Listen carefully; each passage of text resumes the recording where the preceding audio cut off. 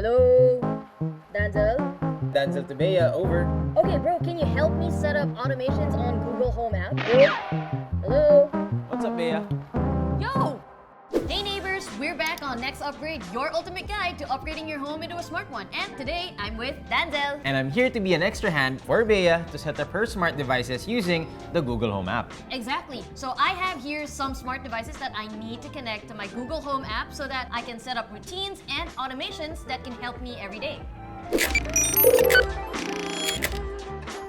Before we set up these smart devices, Bea, I want to ask, why do you think we need to set up routines and automations? Great question. Well, for one, it makes our lives easier. Like for me, if I have some tasks already automated, I can then focus more on content creation and spend more time with family without worrying about any of my devices. Yeah, you know what? That really makes sense. I mean, smart devices were really made to make our lives easier. Kayo rin ba?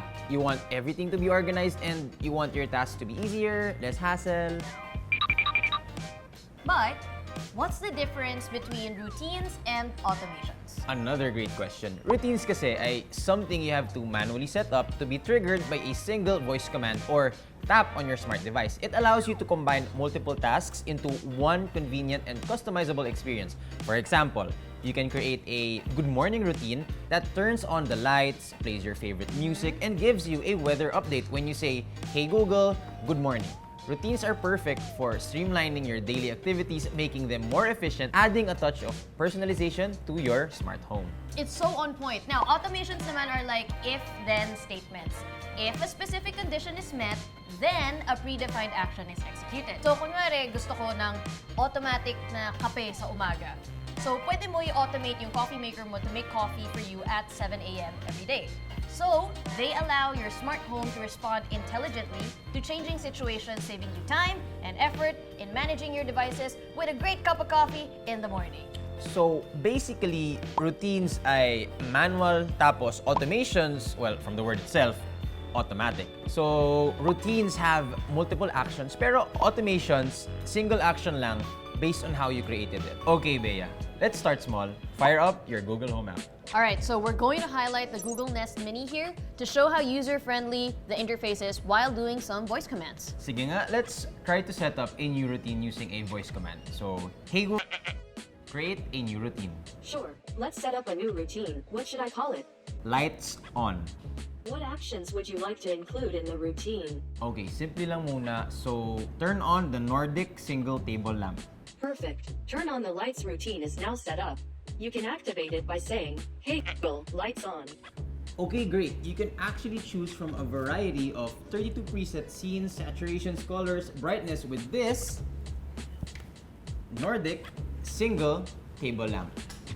Double Double table lamp. You can control your lights anytime and anywhere using Wi-Fi. Yes, now you can ask Google to turn on or off from this time to that time. For example, from 6 p.m. to 10 p.m. But of course, say it nicely pa rin, ah. So, ang galing, di ba? Tapos you can even mount these tiny little ones on the wall as well. Ang ganda nito, no? But question, what about these other lighting fixtures behind us? Magkamukha sila yung nasa likod. Yeah, that's the big brother. This Yeah. one's the little brother. But honestly, this is so cool. It's a really nice addition to the overall aesthetics of your place. Oh, ito Bea, I have another one. Right here is the Yeelight strip lights, just to make a point that it's so flexible with any kind of light and other brands when you use it. I have to say, I own the Yeelight light Yeah. bulbs and I absolutely love it. That's where I started when I bought lights for the house and not just for like home use but also for video use. Video lights, the professional ones, are a little bit pricey. So this is like a really great addition for if you're just getting into practical lighting pa lang or something like that. It's a good brand. Yeah, I love it. It's a good one. So maybe you could set this up behind like your monitor or TV or under your couch or even at the staircase and maybe even in the kitchen when you're cooking.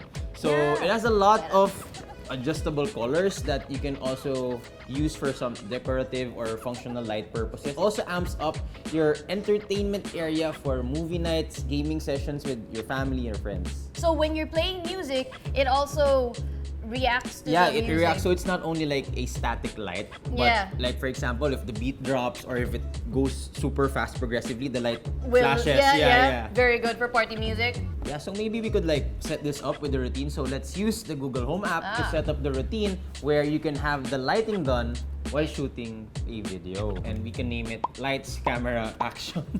But now let's talk about our favorite robot vacuum from Eufy. So sometimes, you know, you can get too busy to clean your space, and as you already know, he's our favorite go-to when we need extra hands for cleaning. In short, pag tinamaan ka naman ng katamaran. It's like the saying we have in Filipino na, paano mo lalaban ng katamaran kung ikaw mismo ang tinatamad lumaban? But hey, I'm neither confirming nor denying that I can relate. Okay, so this will save me so much time because I'm that kind of person who's a little OC. bit OC. Yeah, so having clean floors is a really big deal for me. So this one really helps, especially on days when I'm extra busy and tired and I just can't be bothered. Exactly, but truth to be told, I also have those quirky pet peeves, especially when it comes to security. Like sometimes in the middle of the day, you just stop and think if nalock ko na ba yung bito ng bahay ko or saan ko nilagay yung keys ko, baka nakalimutan ko. That's why this Smart TA Lock is perfect for your smart home. Because for one, no need for physical keys, and you could also control this Smart TA Lock via physical app that you have in your phone. With the push of a button, the lock opens. And there's actually a physical numpad where you can type in your code, a fingerprint scanner. Plus, you can register your face scan. Naha! There you go. Diba? Ang cool! And now it's open. It's great because convenience-wise for the family, sobrang secure but also really convenient. Yeah. I believe you can have it configured wherein Yeah. you can share a limited time access code through the app. You need somebody to check on your home, you give them that, access it once, tas pag alis nila, okay na, it's closed again. So parang sobrang sulit. Naisip ko ba, sometimes, you know, when you're in a hurry, when you're in a rush, you tend to forget to bring things from your house. So you could remotely unlock the house and like ask a friend, can you drop by my house and pick up the stuff that I Yeah. left? You know, that's one smart way to go around it.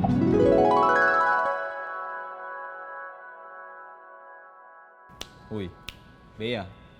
Uy, Uy, sorry. welcome back. sorry. It's just, I blipped out there for a bit, but it's just the idea of doing absolutely nothing. And by nothing, I mean everything. Everything that I would rather do than clean and set up and worry about doors being unlocked. And it's just the life, you know? And don't you just love it that it's all just one click away? Or a command away. Pero to be Fair, honest, fair. I'm low-key jealous of you right now. Best in budol sa smart lifestyle ka talaga. And alam mo ba, I don't wanna talk of any of this anymore. I need to check out my account and do some shopping. But if budget is your concern, don't worry because we have budget-friendly episodes to give you guys more ideas on which devices to purchase that's fitting for your wallets. Basta, remember, I am just one call away. Thank you so much, Bea. And promise yan ha, because really, I can imagine how easy it is to set up those basic routines and automations. Mas nakakadali talaga ng buhay and mas nakaka-focus ka sa mga bagay because you don't really have to think about anything else than just saying your command and boom, okay na yung mga setups nyo. But anyway, thank you so much, Bea, and to you, neighbors, thank you. Thanks, neighbors. If you have other questions on installing smart devices, you can check out these other next upgrade videos and see you next Sunday, neighbors. Bye. Bye!